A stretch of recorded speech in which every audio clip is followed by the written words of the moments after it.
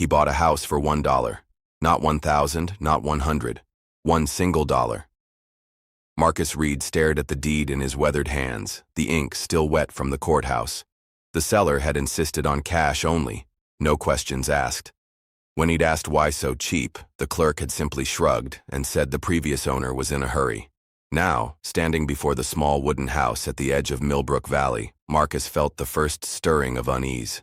The windows weren't boarded. Smoke drifted from the chimney. Someone was living here. He pushed open the unlocked door and stepped inside. The house was clean. Lived in. A child's drawing hung on the wall. Fresh bread sat cooling on the table. And then from behind him came a small voice that would change everything. "Are you my new daddy?" Marcus turned to find a little girl, no more than 6 years old, standing in the doorway. Her dark hair was braided neatly, her dress clean but worn. She looked at him with the kind of hope that breaks a man's heart. Marcus glanced at the little girl. Sophia. She had settled into a wooden chair at the kitchen table, swinging her legs back and forth, still watching him expectantly. Her small hands were folded in her lap, and she waited with the patience of someone far older than her years. "I have no money left," the letter continued. "No food, no family to turn to. The bank was going to take the house anyway, and then Sophia and I would have nothing and nowhere to go. At least this way she has a roof over her head and maybe, just maybe, someone who will care for her better than I can." The words hit Marcus like a physical blow. He looked around the modest home with new eyes. The child's drawings on the wall weren't just decorations. They were the only brightness in a place where hope had been slowly dying. The fresh bread on the table wasn't abundance. It was likely the last of their food. "I'm not abandoning her." The letter went on as if Isabella could hear his thoughts. "I'm giving her a chance. You bought a house for $1 because you needed something too. Maybe you needed her as much as she needs you." Marcus folded the letter and knelt down to Sophia's eye level. She looked at him with such trust it made his chest ache. He had come here looking for a fresh start after losing his own family to fever 2 years ago. A quiet place to heal. Instead, he'd found a responsibility that terrified him. "Your mama is not coming back today, is she?" he asked gently. Sophia shook her head. "She said my new daddy would take care of me. She said she had to go find work, but that you'd be here." Her voice was small but steady. "You are staying, aren't you?" Marcus stared into those trusting eyes and felt something break open inside his chest. But before he could answer, the sound of horses approaching made them both turn toward the window. 3 riders were coming up the dusty path, and something about their purposeful pace made Marcus's blood run cold. The 3 men dismounted outside the small house, their spurs jangling against the wooden porch steps. Marcus moved instinctively between Sophia and the door, his hand reaching for the rifle he kept propped against the wall. Through the window he could see them clearly now, hard men with the look of those who made their living from other people's misfortune. "Hide behind the bed," he whispered to Sophia. "Don't come out until I tell you." The little girl's eyes went wide, but she obeyed without question, slipping quietly into the back room. Her instant compliance told Marcus this wasn't the first time she'd been told to hide from strangers. The knock came heavy and demanding. Marcus opened the door just wide enough to show his face, keeping his rifle visible, but not threatening. "Help you, gentlemen?" The leader was a stocky man with graying whiskers and cold eyes. "Looking for Isabella Chen. Heard she lives here." "House belongs to me now," Marcus said carefully. "Bought it this morning." The man's eyes narrowed. "That's so. Well, that woman owes our boss considerable money. Interest compounds daily if you catch my meaning." He pushed past Marcus into the house, his companions following. "Mighty convenient, her selling right when payment comes due." Marcus's grip tightened on his rifle. "I told you she's not here." "Maybe not," the man said, walking through the small home with the confidence of someone used to taking what he wanted. "But her belongings sure are. Her child's too, I'd wager." He stopped at Sophia's drawings on the wall, running a finger along one of them. "Cute little thing. Be a shame if something happened to her because Mama decided to run off without paying her debts." The threat hung in the air like smoke from a campfire. Marcus felt his jaw clench. "The woman's gone. I don't know where. But you know about the girl, don't you?" The man smiled, but there was nothing warm in it. See, our boss has specific ideas about collecting what's owed.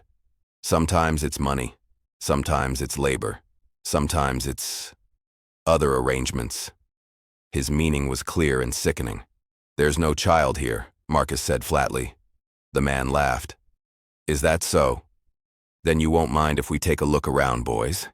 The other two men started toward the back room where Sophia was hiding. Marcus raised his rifle, the barrel trained on the leader's chest. I said, there's no child here. For a long moment, the only sound was breathing. Then the leader smiled again.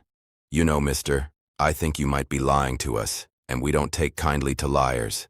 He gestured to his men. Search the place. But as they moved toward the bedroom, a new sound reached them from outside. More horses approaching fast. Whoever was coming, they were riding hard, and from the urgency of their pace, they weren't bringing good news. The approaching riders burst into the clearing like a storm front.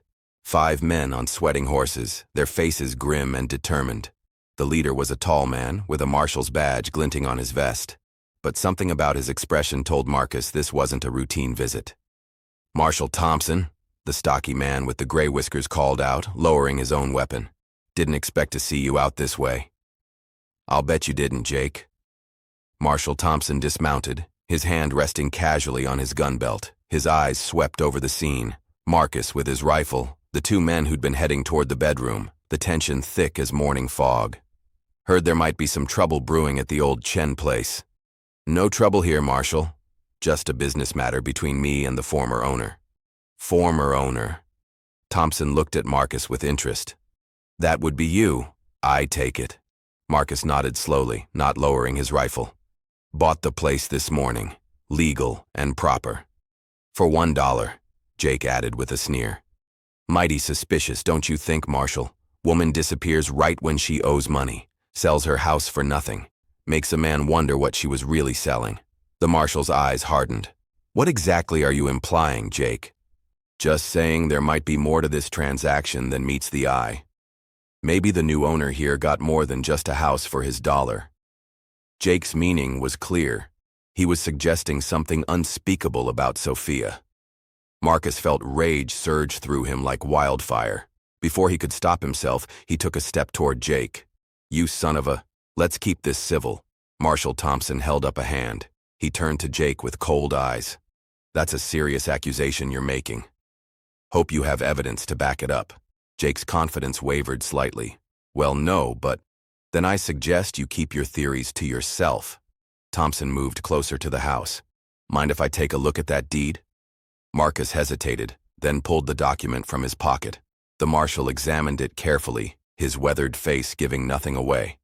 Behind them, Jake and his men waited with growing unease. Looks legitimate, Thompson finally said. Signed, witnessed, properly recorded. He handed it back to Marcus. Of course, that doesn't explain why Isabella Chen would sell for such a low price. Maybe she was desperate, Marcus said carefully. The marshal nodded slowly. Maybe she was. Question is, desperate enough for what? His eyes fixed on Marcus with uncomfortable intensity. You wouldn't happen to know where she went, would you? Before Marcus could answer, a small sound came from the back room. The soft creak of floorboards. Everyone heard it. Jake's eyes lit up with triumph, and Marcus's heart sank. There was no way to hide Sophia's presence now. The silence stretched tight as a rope about to snap. Marshal Thompson studied Marcus's face, reading the truth there as clearly as print on a page. Jake stepped forward, sensing victory. Search warrant or not, Marshal, I think we have reasonable cause to... Stay where you are. Thompson's voice carried the weight of law and years of authority. He looked at Marcus. Son, I'm going to ask you direct, and I want a direct answer. Is there a child in this house? Marcus met his eyes steadily. There was no point lying now. Yes. Jake let out a harsh laugh. There's our evidence, boys. Isabella Chen sold more than just a house.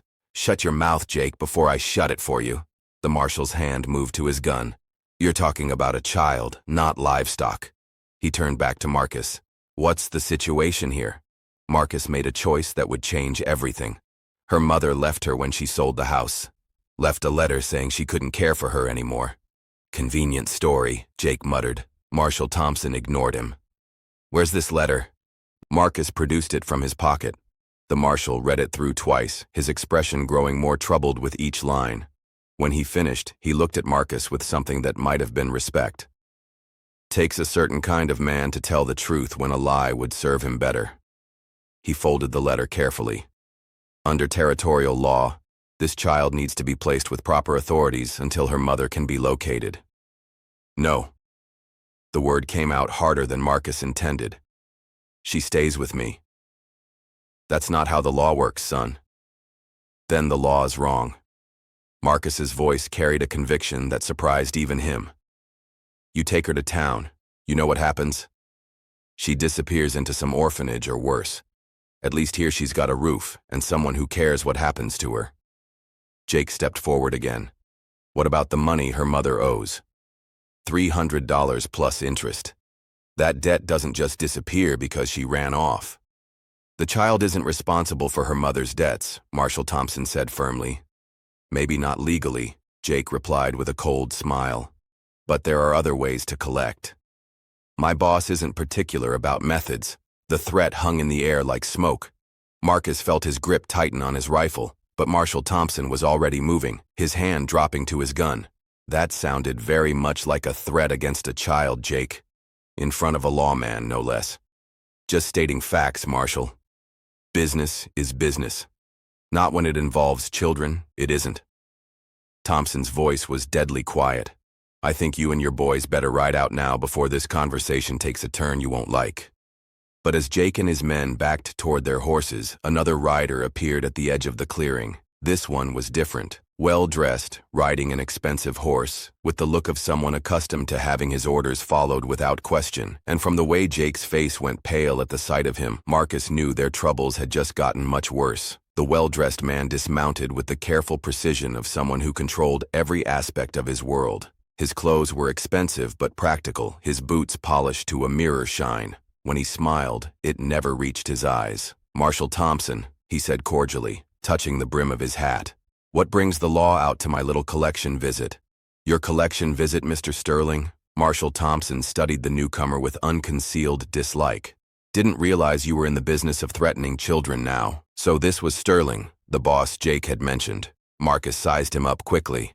This man was dangerous in a completely different way than Jake and his thugs. Where they relied on brute force, Sterling used money and influence like weapons. Threatening children? Sterling looked genuinely puzzled, though Marcus caught the calculating gleam in his eyes. Marshal, I'm simply trying to collect a legitimate debt. Isabella Chen borrowed $300 from my lending business 6 months ago. The terms were clearly stated. At what interest rate? Thompson asked sharply. Standard rates for high-risk borrowers. Sterling's smile was razor-thin. 40% monthly compounded. Marcus felt his stomach drop. 40% monthly meant the debt had already grown to well over $1,000. No wonder Isabella had felt desperate enough to abandon her daughter. That's legal robbery, Thompson said flatly. It's legal business, Sterling corrected. Filed with the territorial government, all proper and above board. The woman knew the terms when she signed.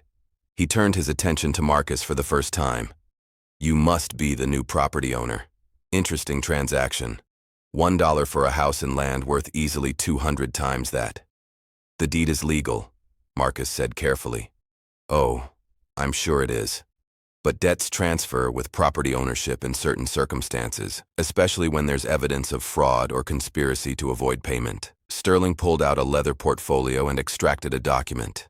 I've had my lawyer prepare a claim of fraudulent transfer. Unless the debt is satisfied, I can force the sale of this property to recover what's owed.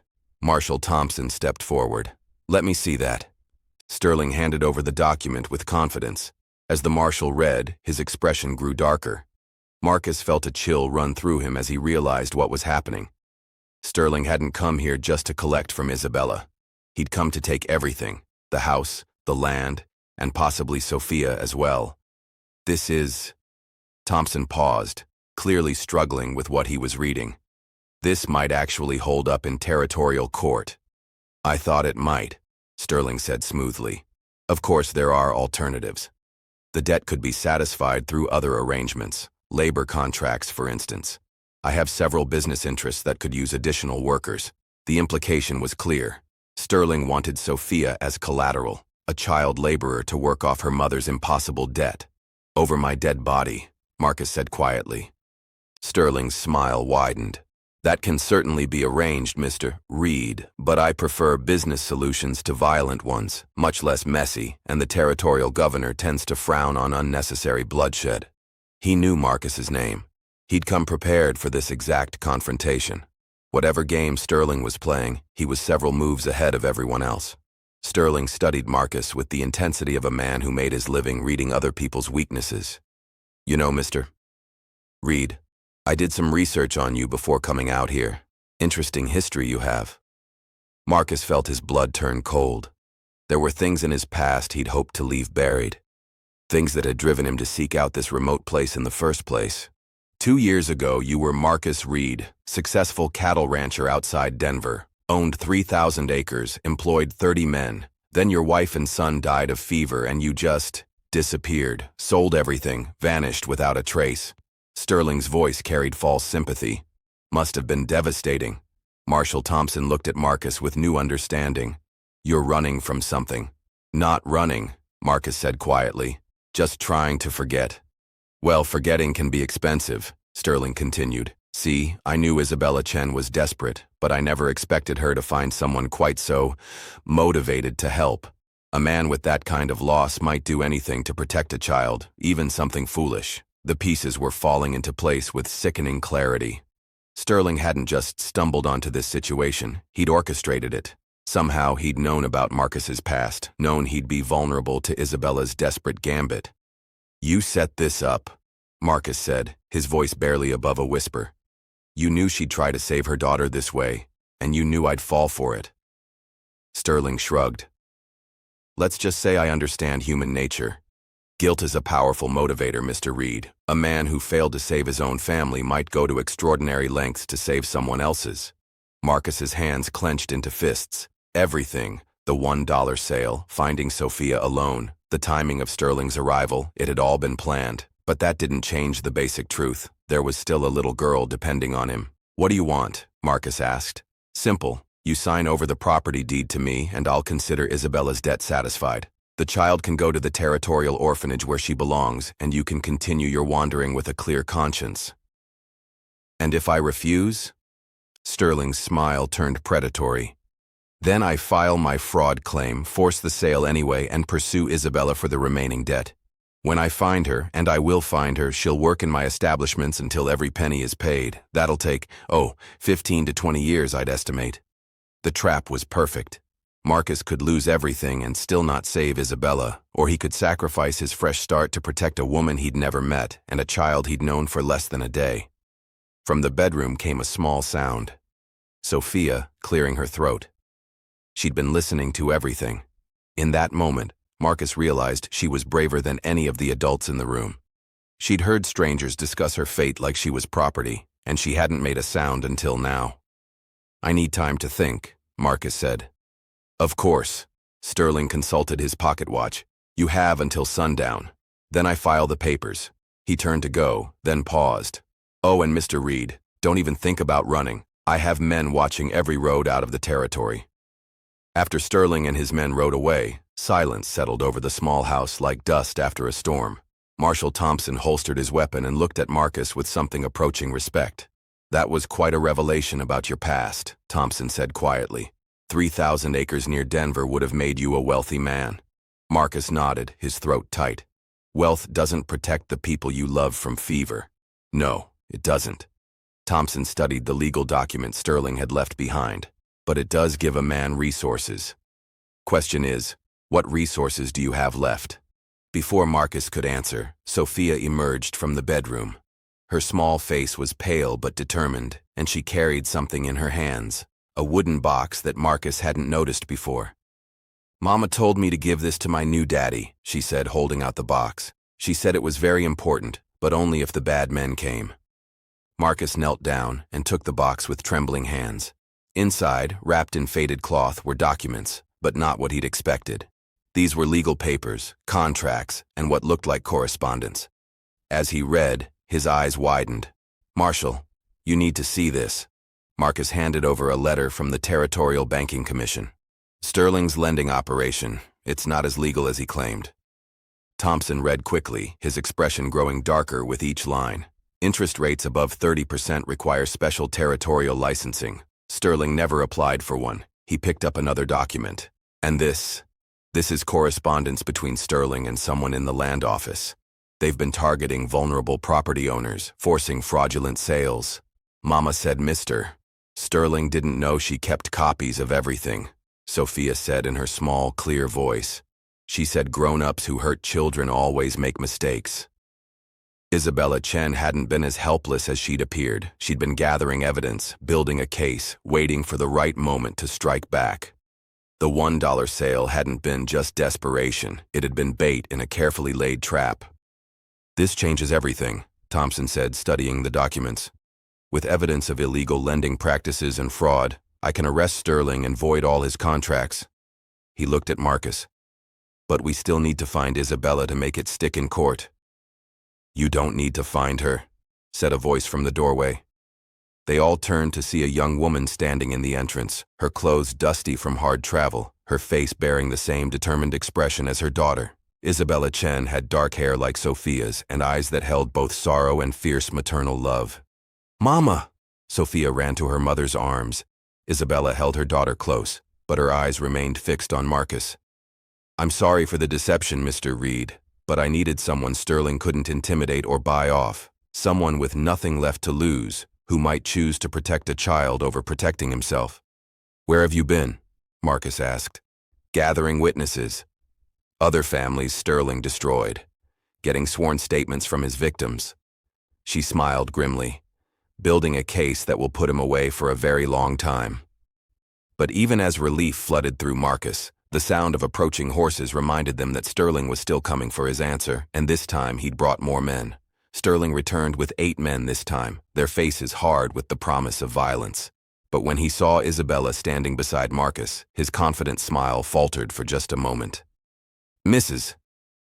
Chen, he said, recovering quickly. How thoughtful of you to join us. This saves me the trouble of tracking you down later. I'm sure it does, Isabella replied calmly. Marshal Thompson, I believe you have some questions for Mr. Sterling about his business practices. Sterling's eyes narrowed. Marshal, I hope you're not taking the word of a desperate woman over properly filed legal documents. Actually, Thompson said, stepping forward with his hand on his gun, I'm taking the word of the Territorial Banking Commission, the Land Office, and about a dozen sworn statements from families you've defrauded. He held up the evidence Isabella had gathered. Richard Sterling, you're under arrest for illegal lending practices, fraud, and conspiracy to steal territorial property. The tension in the clearing was thick as smoke. Sterling's men shifted nervously, outnumbering the marshal but clearly uncertain about fighting a federal lawman. Sterling himself seemed to be calculating odds and possibilities. Those documents could be forgeries, he said carefully. Could be, Thompson agreed. That's for a territorial judge to decide. But in the meantime, you're coming with me. Sterling looked around at his men, then at the small group defending the house. For a moment, Marcus thought he might order his men to attack. Then Sterling smiled, a cold, calculating expression. Very well, Marshal. I'll come peacefully. He looked at Isabella with undisguised hatred. But this isn't over, Mrs. Chen. I have lawyers, connections, money. Even if some of my business practices are questioned, I'll be back. No, Marcus said quietly, stepping forward. You won't. He pulled out a bank draft from his coat pocket, money from the sale of his ranch in Denver, funds he'd been carrying for months, unable to decide what to do with them. It was more money than most people saw in a lifetime. This covers Isabella's original debt, plus compensation for every family you've defrauded, Marcus said, handing the draft to Marshal Thompson. I'm buying out your entire operation, Sterling. Every contract, every debt, every claim. As of right now, you're out of business permanently. Sterling stared at the amount on the draft, his face going white. That's more than my entire operation is worth. I know, Marcus said. That's the point. As Marshal Thompson led Sterling away in chains, his men dispersed like smoke in the wind. The threat that had loomed over them all day disappeared with the sound of hoofbeats fading into the distance.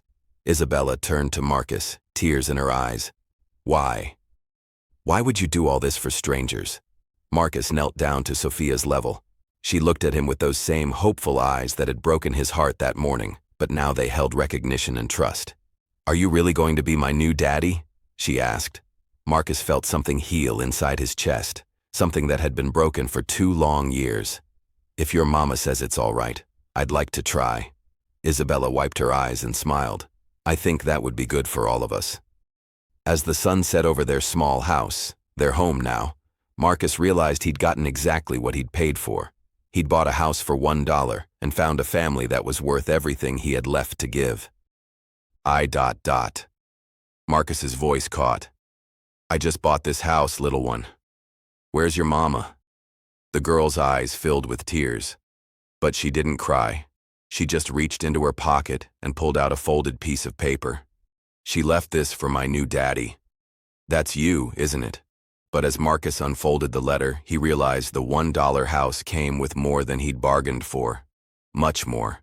Marcus's hands trembled as he unfolded the letter. The child watched him with those impossibly hopeful eyes, and he could feel his entire world shifting beneath his feet. The paper was thin, worn from being folded and refolded many times. "My name is Isabella Chen," the letter began in careful handwriting. "If you're reading this, you've bought our house for $1 and you've met my daughter, Sophia. I know what you must think of me, but please hear me out before you judge.